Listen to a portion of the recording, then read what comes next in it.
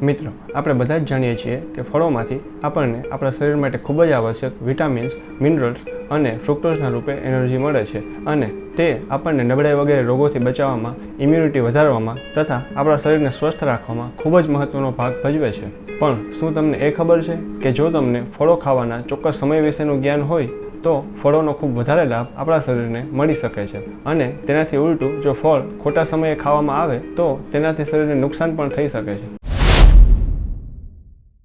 મિત્રો, આયુર્વેદ અનુસાર ફળો હંમેશા જમ્યા પહેલાં જ ખાવા જોઈએ.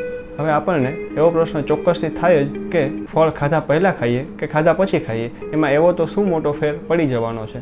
તો મિત્રો, આપણે મોડર્ન રિસર્ચ અનુસાર અને આયુર્વેદ અનુસાર એના કારણો જોઈએ કે ફળો શું કામ હંમેશા જમ્યા પહેલાં જ ખાવા જોઈએ. મિત્રો, આપણે બધા જ જાણીએ છીએ કે ફળોમાં ગ્લુકોઝ એ ફ્રુક્ટોઝના ફોર્મમાં હોય છે. ગ્લુકોઝ અને ફ્રુક્ટોઝ બંનેને મોનોસેક્રાઇડ્સ એટલે કે સિમ્પલ સુગર કહેવામાં આવે છે.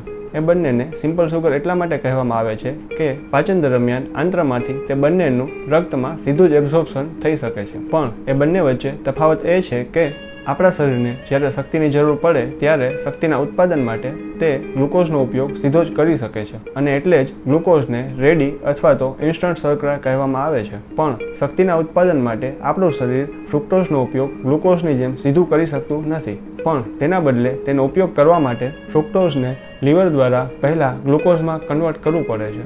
મિત્રો, જ્યારે આપણા લોહીમાં ગ્લુકોઝનું પ્રમાણ જરૂર કરતાં ઓછું થઈ જાય અને આગળનો ખોરાક પચી ગયેલો હોય ત્યારે આપણને ભૂખ લાગે છે. એટલે હવે જો તમે ખાધા પહેલાં અને ભૂખ લાગી હશે ત્યારે ફળો ખાશો તો ત્યારે તમારા લોહીમાં સુગરનું પ્રમાણ ઓછું હશે અને લોહીમાં તરત જ વધુ પડતું શર્કરાનું પ્રમાણ વધશે તો એનાથી લોહીમાં શર્કરાનું પ્રમાણ નોર્મલ સુધી જ પહોંચશે. પણ જો તમે ખાધા પછી ફળો ખાશો તો ખોરાક ખાવા દરમિયાન જ ધીરે ધીરે તમારા લોહીમાં શર્કરાનું પ્રમાણ નોર્મલ થઈ ગયું હશે અને ત્યાર પછી વધુ પડતી શર્કરા ફ્રુક્ટોઝના ફોર્મમાં લોહીમાં આવવાથી અને તેનો સીધો ઉપયોગ શરીર દ્વારા શક્તિના ઉત્પાદન માટે ન કરી શકાતો હોવાથી શરીર તેને ટ્રાઇગ્લિસરાઇડ એટલે કે એક પ્રકારની ચરબીના રૂપમાં કન્વર્ટ કરી તેને લીવર જેવા અંગોમાં, સ્નાયુઓમાં અને પેટના ભાગે તેનો પાછળથી જરૂરિયાતના સમયમાં ઉપયોગ કરી શકાય તે માટે જમા કરી દેશે અને એટલે જ જમ્યા પછી ફળો ખાવાથી ડાયાબિટીસ, ફેટી લીવર, લોહીમાં ટ્રાઇગ્લિસરાઇડનું પ્રમાણ વધવું, પેટનો ભાગ મોટો થવો એટલે કે વજન વધવું વગેરે તકલીફો થઈ શકે છે. મિત્રો, આ થયું મોડર્ન રિસર્ચ અનુસાર ખાધા પહેલાં ફળો ખાવાનું કારણ.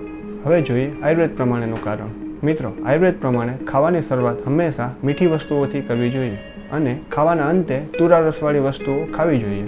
ફ્રૂટ્સ અને મીઠી વસ્તુઓ રુચિકર હોવાથી તેને જોતાં જ જીભમાં જેવી રીતે પાણી આવી જાય છે તેવી જ રીતે જઠરમાં પણ પાચક રસોનો સ્ત્રાવ થવા માંડે છે, જેના કારણે પાચન સારી રીતે થાય છે.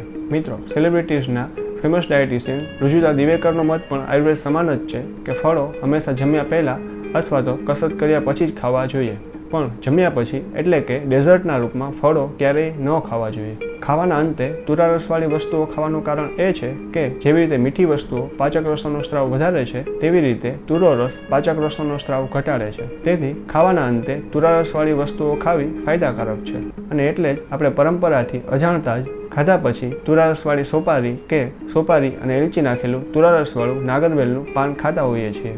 આથી જમતા પહેલાં મીઠા રસવાળા ફળો અથવા કોઈ મીઠાઈ ખાવી જોઈએ અને ખાઈને સોપારી અથવા નાગરવેલનું પાન અથવા આમળા જેવી તુરા રસવાળી કોઈ વસ્તુ ખાવી જોઈએ, જેનાથી પાચન ખૂબ સારી રીતે થશે તથા ગેસ અને કબજિયાત વગેરે તકલીફોથી પણ બચાવ થશે. મિત્રો, બધા જ ફળો જમ્યા પહેલાં ખાવા જોઈએ, પણ તેમાં એક અપવાદરૂપ ફળ છે કેળા, કે જે પચવામાં ખૂબ ભારી હોવાથી જમતા પહેલાં ન ખાવા, પણ બે ભોજન વચ્ચેના સમયે જ્યારે ભૂખ લાગે ત્યારે અથવા એકટાણા ઉપવાસમાં એક સમયે જમવામાં ફક્ત કેળા ખાવા. મિત્રો, સામાન્ય રીતે જે લોકોની પાચન શક્તિ સારી છે તે લોકો સવાર, બપોર કે સાંજ ત્રણમાંથી કોઈ પણ સમયે ખાધા પહેલાં ફળો ખાઈ શકે છે. પણ કેળા, કેરી, જાંબુ, બોર, ખારેક અને નારિયેળ આટલા ફળો સવારે ખાવાની આયુર્વેદમાં મનાઈ કરવામાં આવેલી હોવાથી સવારે ન ખાવા, પણ બપોરે કે સાંજે જમ્યા પહેલાં ખાવા વધુ હિતકર છે. સવારે પણ જે લોકોને દૂધ, ચા કે કોફી પીવાની આદત હોય તે લોકોએ દૂધ સાથે ખાટા ફળો વિરુદ્ધ આહાર થતો હોવાથી ખાટા ફળો ન ખાવા અથવા ફળો ખાધા પછી 1 થી 1.5 કલાક પછી ચા, દૂધ કે કોફી પીવી.